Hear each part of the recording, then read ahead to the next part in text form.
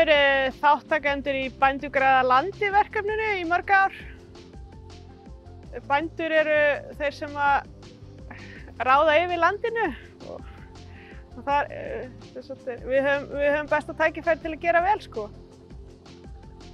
Einnig höfum við verið í samstarfi við Landgræðsluna og friðuðum hluta af landinu okkar fyrir beit sem fór illa út úr eldgosinu 2010. Fyrst og fremst var náttúrulega að standa fyrir að girða af og friða, hafa þykkt lag af ösku yfir þessu öllu, endurheimta skóginn sem þarna var því að það er talið að hann hafi eyðst fyrir svona 200 árum síðan, en þarna var birkiskógur yfir á öllu þessu svæði. En hann var högginn og notaði miskunnlaust því það var náttúrulega allt orðið, vantaði eldi við alls staðar.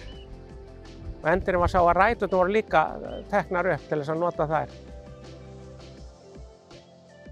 Þetta er mjög mikilvægt. Þetta ef þú ert núna ferðin á Þórsmörk og keyrir eftir veginum, Þórsmörkuveginum, þá þegar þú ferð að finna að þú ferð allt í einu að keyra í trjágöngum, þá finnur þú hvað þetta er mikilvægt að finna að þetta er bara hægt að endurheimta þetta án mikils kostnaðar því að fræfallið er svo gífurlegt af birkjunni, hann mun bara vaxa upp að mestu leyti sjálfkrafa þó að það geti hjálpað til.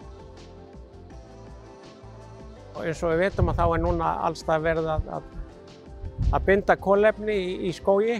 Ef að þetta er ekki besta aðferðin til þess þarna sem er land sem ekki þarf að nota til beitar, þá er að gera þar vaxa upp skógur og hann bindir kolefni og jafnvel næstu kynslóð geti síðan nota sig til þess að hafa ávinning af tekjur af kolefnisbindingunni í trjánum, þar sem landeigendur eru.